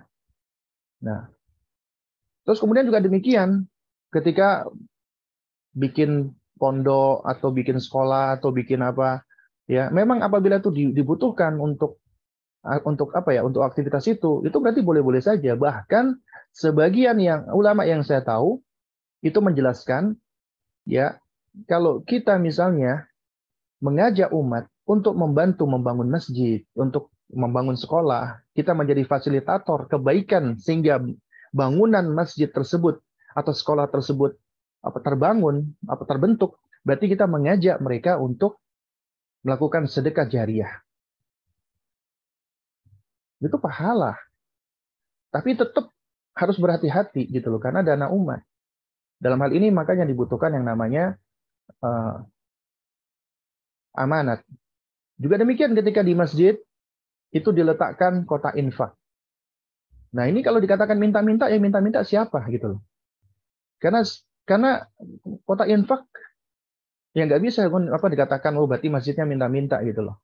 Padahal itu kalau kita misalnya melakukan pendekatan dengan logika ya. Ya, jadi kan kita bisa punya dua logika. Logika pertama kita berburuk sangka ya, seudon. Wah ini masjid ini minta-minta, ngemis-ngemis nih. Ini logika yang pertama, ketika ada sunduk, ketika ada kotak infak. Atau logika yang kedua, masjid ini butuh operasional. Masjid ini butuh aktivitas dakwah dan yang semisalnya. Ketika dia menyediakan kotak infak, berarti masjid ini menyediakan bagi kita yang hendak sholat ataupun yang sholat di sana, berarti kita bisa turut andil di dalam amal jariah. Ini kita berbaik sangka nih. Sekarang tinggal kita tentukan, kita pilih, kita mau mengambil sikap yang mana ini, yang berburuk sangka atau yang berbaik sangka. Gitu loh. Ya. Nah, jadi bukan artinya semua bentuk permohonan donasi itu dianggap sebagai suatu hal yang jelek, buruk. Ada yang jelek, ada yang buruk, kita nggak pungkiri. Tapi nggak boleh takmim, nggak boleh generalisir, nggak boleh kita gebiah uyah. Berarti semua bentuk donasi nggak boleh, semua bentuk haram. Ya, ini suatu hal yang tidak benar. Ya, meskipun guru-guru kami, ustadz-ustadz kami yang senior tidak menyukai metode-metode seperti ini, bahkan saya pribadi pun juga sama, berusaha sekuat mungkin, ya semaksimal mungkin, ketika kita hendak melakukan aktivitas, kita berupaya untuk selama kita berusaha untuk bisa swadaya, kita nggak perlu buka donasi, kita akan berusaha seperti itu. Tapi bukan artinya ketika ada yang buka donasi berarti wah minta-minta, ini ngemis-ngemis. Ya. Nah, itu berarti kita sudah berburuk sangka. Kita nggak boleh. Tapi memang ada bentuk-bentuk ya donasi-donasi itu yang nggak baik. Ada, nyata itu. Bahkan yang mengganggu, seperti yang ada di pinggir-pinggir jalan. Ya, itu mengganggu itu, mengganggu orang lewat. Ya, bahkan sampai pakai mikrofon dan lain sebagainya. Coba Anda perhatikan, Nabi SAW ketika menjelaskan tentang iman itu, ya lebih dari 60 atau lewat lain lagi itu 70 cabang. Ya, yang paling tinggi adalah kalimat la ilaha illallah. Wa adnaha imatatul adza anit thariq. Yang paling rendah adalah menyingkirkan gangguan dari jalan. Anda menyingkirkan batu dari jalan, itu bagian dari keimanan. Anda menyingkirkan halangan dari jalan, itu bagian dari keimanan. Lantas bagaimana orang yang menghalang-halangi jalan? Nutup-nutupi jalan, mempersempit jalan. Nah, itu berarti malah mengganggu kan? Nah, ini tentunya adalah metode yang nggak baik. Gitu loh. Mungkin mereka beranggapan menjemput bola, menjemput donasi misalnya. Ya. Tapi sebenarnya itu lebih banyak unsur gangguan. Karena apabila orang ingin membantu, cukup sediakan fasilitas, ditransfer di mana atau disediakan kotaknya, udah. Nggak perlu sampai di jalan-jalan, turun-turun ke jalan, ya, atau yang seperti itu. Belum lagi nanti ada trust issue, ya, ini benar atau enggak, ya, karena uang yang dikumpulkan itu ternyata udah ada akadnya.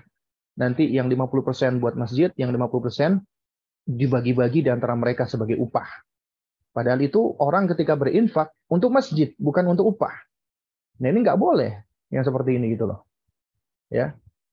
Nah, jadi dalam hal ini makanya kita tetap harus memperinci, ya, tafsil, nggak boleh menggeneralisir.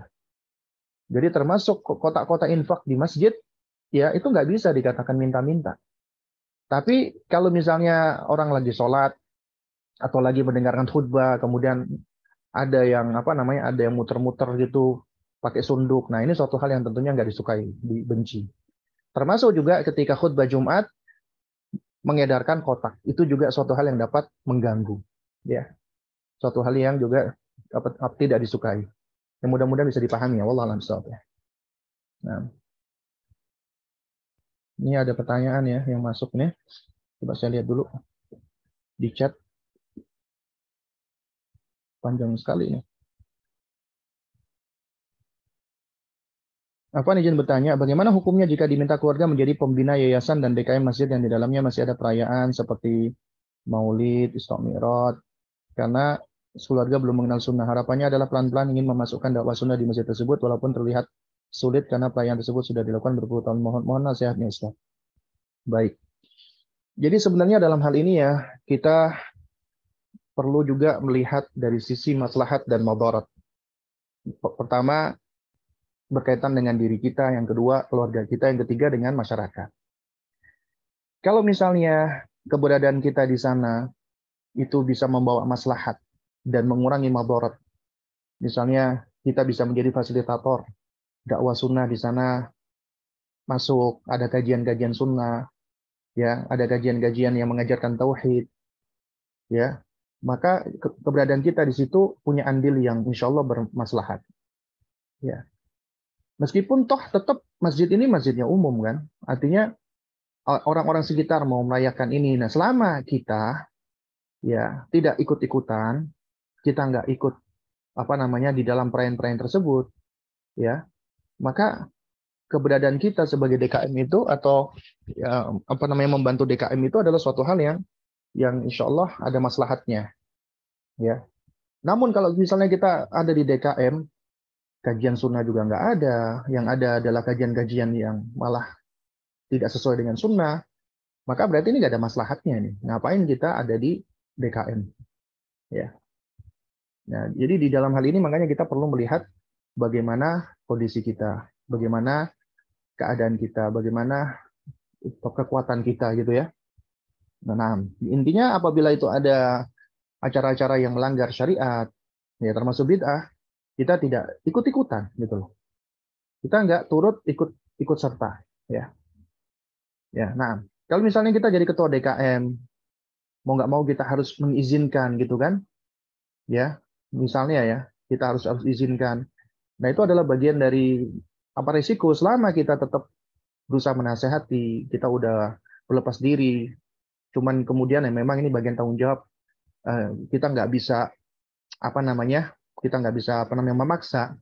Ya udah mau nggak mau ya kita berikan izin untuk mempergunakan bagi mereka selama kita tetap berlepas diri dan kita banyak beristighfar dan kita tetap berusaha untuk memperkenalkan atau mempertahankan sunnah, maka ini tentunya suatu hal yang bermaslahat.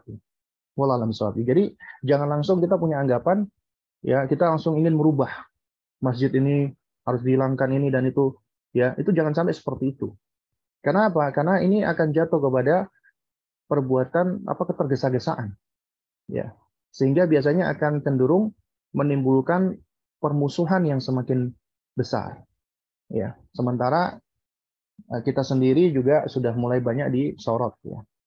Nah, namun jangan dipahami berarti kita mengentengkan bid'ah, tidak, ya. Jadi artinya di sini harus dilihat sesuai dengan kondisi masing-masing. Dulu saya pernah mengira kalau mesin waktu mungkin saja ada, karena banyaknya artikel sains yang membahasnya. Saat ini saya baru menyadari kalau hal ini tidak mungkin terjadi. Dan juga bertentangan dengan akidah, karena hanya Allah yang mengetahui masa depan. Dulu saya tidak sampai berpikir seperti ini, Ustaz. Saya baru memberitahu suami saya kalau mesin waktu itu tidak ada. Awalnya suami saya berpikir karena banyaknya artikel sains yang membahas, dan beliau percaya saja. Tapi setelah saya jelaskan lagi, beliau kemudian baru menyadari sepenuhnya kali ini memang bertentangan dengan akidah. Saya was-was, Ustaz, apakah kami telah kufur karena dulu sempat mengira kemungkinan mesin waktu itu ada? Nah, baik ya. Jadi jamaah sekalian berikan Allah Subhanahu wa taala ya. Ya, yang pertama, ketika kita berbicara tentang sains ya, sains itu ada sains yang terbukti secara proven based ya. Memang suatu hal yang sudah terbuktikan dan itu adalah suatu hal yang aksiomatik. Maka orang yang menentangnya itu adalah orang yang mohon maaf bodoh. Ya. Tapi di situ juga ada hal-hal yang dikaitkan dengan sains, tapi itu teori-teori yang sebenarnya belum terbukti. Jadi sifatnya teori, bahkan belum sampai teori. Hipotesa, ya. Kayak misalnya kita tahu ya ada yang namanya teori relativitasnya Einstein yang banyak dipakai, ya, atau yang semisalnya.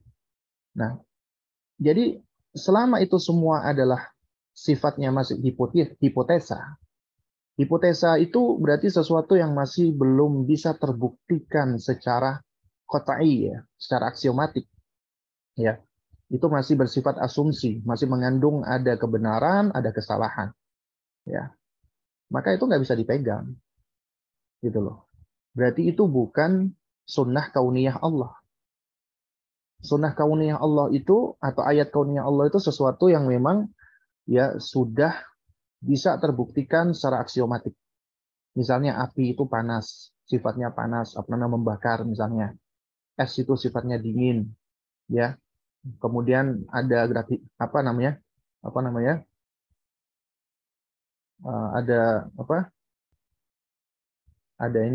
ada gravitivitas misalnya ya. Kalau jatuh mesti dari atas ke bawah gitu kan. Nah, ini adalah ayat-ayat kauniyah. Misalnya di dalam tubuh kita itu ada jaringan, ada sel, kemudian seterusnya ya. Ya, ini adalah hal-hal yang sebenarnya suatu hal yang bisa diobservasi, bisa diamati dan terbukti gitu loh. Tapi kalau sifatnya masih teori, maka teori ini nggak bisa dijadikan sebagai pegangan, apalagi diyakini kebenarannya. Karenanya seorang muslim harus lebih mendahulukan ayat qauliyah, firman-Nya Allah Subhanahu wa taala. Karenanya apabila ayat qauliyah Al-Qur'an itu seakan-akan bertentangan dengan hukum sains, misalnya seakan-akan, maka salahkan hukum sainsnya. Ya. Pegang dengan Al-Qur'an. Ya. Atau bisa jadi pemahaman kita belum sampai. Ya. Akal kita masih belum sampai. Karenanya kita wajib memegangi kalamullah sesuai dengan yang datang. Dahulu ya, sebagian orang-orang yang terpengaruh dengan Mu'tazilah, para rasionalis ya. Ada di antara mereka itu sampai menolak hadis-hadis Nabi yang sahih. Seperti misalnya hadis tentang ya idza waqa'al dzubabu ya fi ina'i ahadikum. Apabila lalat jatuh ke dalam minuman salah seorang dari kalian, maka doronglah dia, kemudian buang lalatnya, fashrab dan minum. Itu sebagian orang ya banyak yang menentang. Bahkan menolak hadis ini. Dikatakan ini meskipun sahih hadis yang menyelisihi realita, fakta dan akal sehat. Ya. Jadi muncullah kaum rasionalis yang menjadikan bahwasanya hadis itu boleh ditolak apabila menyelisihi fakta dan realita. Padahal nggak mungkin. Apabila sahih, nggak mungkin menyelisihi fakta dan realita. Yang ada adalah pemahaman kita belum nyampe. Ya. Nah, oleh karena itu, ya, di beberapa tahun yang lalu ya, puluhan tahun yang lalu, ada sebagian ulama-ulama Al-Azhar yang terpengaruh dengan Mu'tazilah menolak hadis yang seperti ini. Hadis ini ditolak. Ya. Di antaranya seorang yang bernama Muhammad Al-Ghazali. Bukan Abu Hamid Al-Ghazali ya, bukan ya, tapi Muhammad Al-Ghazali, salah satu tokoh yang ada di Mesir. Ya. Beliau menolak hadis ini, katanya nggak masuk akal. Nah, kemudian di akhir tahun 1900-an ya, seingat saya itu 1992 atau 95, ya ada muridnya Dr. Soleh As-Soleh. Dr. Soleh As-Soleh ini muridnya Syekh Utsaimin rahimahullahu taala. Ya. Beliau punya murid-murid itu adalah mahasiswa mikrobiologi di salah satu universitas di Saudi. Melakukan penelitian tentang lalat. Ya, singkat cerita, mereka melakukan penelitian, mereka mengambil kultur biakan mikroorganisme, ya, bakteri. Pertama dari air biasa, kedua dari air yang dijatuhkan lalat, kemudian lalat didorong. Kemudian yang ketiga, ya, yang minuman dijatuhkan lalat, kemudian lalatnya dibiarkan begitu saja. Jadi diambil sampel, dicek, dibiakkan di dalam cawan petri atau petri dish, kemudian dicek, ya, tentang pertumbuhan mikroorganismenya. Ternyata yang pertama muncul bakteri di minuman yang pertama yang nggak ada lalatnya, tapi jumlahnya biasa. Ya.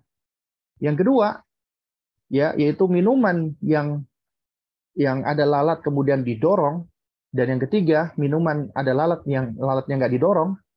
Itu awalnya di beberapa hari itu sama-sama memunculkan bakteri. Ketika dicek itu bakteri patogen. Di antara yang paling dominan adalah bakteri Escherichia coli sama bakteri Staphylococcus aureus. Pokoknya ada bakteri-bakteri yang patogen.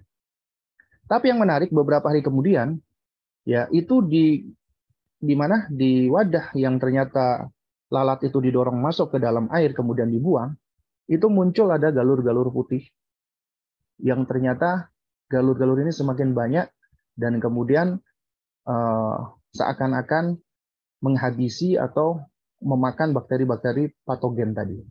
Ketika diteliti, itu adalah sejenis fungi atau jamur. Dan ini tidak dialami dengan, ya, air minum tadi yang ketika kemasukan lalat dan itu tidak didorong, ya, lalat tersebut. Ini hanya ada di dalam sampel yang lalat itu didorong. Kemudian setelah diteliti dan dicari tahu ini mikroorganisme apa ini, itu ternyata adalah semacam fungi dan itu tidak berbahaya bagi manusia. Ya, tidak berbahaya bagi manusia, fungi tersebut. Nah, jadi dengan semakin bertambahnya pengetahuan manusia melakukan penelitian-penelitian, observasi. Allah Subhanahu wa Ta'ala nggak mungkin menjadikan sunnah kauliyah, ayat kauliyah, Al-Quranul Karim, itu menyelisih dengan ayat kauniyah, ciptaan-ciptaan Allah. Hanya saja pengetahuan manusia itu belum nyampe karena terbatas. Nah, dengan semakin bertambah dan berkembangnya waktu, semakin bertambah pengetahuan manusia, seharusnya manusia itu semakin lebih dekat mengenal Allah, semakin meyakini tentang kebesaran Islam, tentang apa kebenaran Islam, ya. Karena ternyata dari hasil penelitian itu menunjukkan, ya, bahwasanya lalat yang ternyata didorong masuk ke dalam itu, lalat itu dia semacam mengeluarkan, ya, suatu mekanisme, dan itu sudah disebutkan oleh Nabi SAW di dalam hadis tersebut. Karena di dalam salah satu lalat, sayap lalat itu ada penyakit, di satu sayapnya itu ada obat syifa, dan itu terbukti di kemudian hari, dan masih banyak contoh-contoh lainnya, ya. Nah, sehingga kita belajar mengambil pelajaran, ya. Apabila kita memiliki pemahaman dan pemahaman kita itu terhadap suatu dalilnya sahih, maka kita harus lebih mendahulukan Al-Quran dan Sunnah. Tunduk dengan Al-Quran dan Sunnah. Ya, nggak boleh kita mendahulukan sains atau pengetahuan yang berangkat dari manusia, apalagi itu berasal dari orang-orang kafir. Nah, juga sama. Ya, ketika kita melihat tentang adanya teori-teori, ya, sains yang yang dicampur-campur dengan asumsi, bahkan dengan khayalan, dengan imajinasi, ya, itu suatu hal yang seharusnya kita nggak boleh dengan begitu saja menerima, apalagi dengan meyakini adanya mesin waktu, ya, time machine. Terus kemudian ada lagi pemahaman tentang adanya dunia itu istilahnya itu ada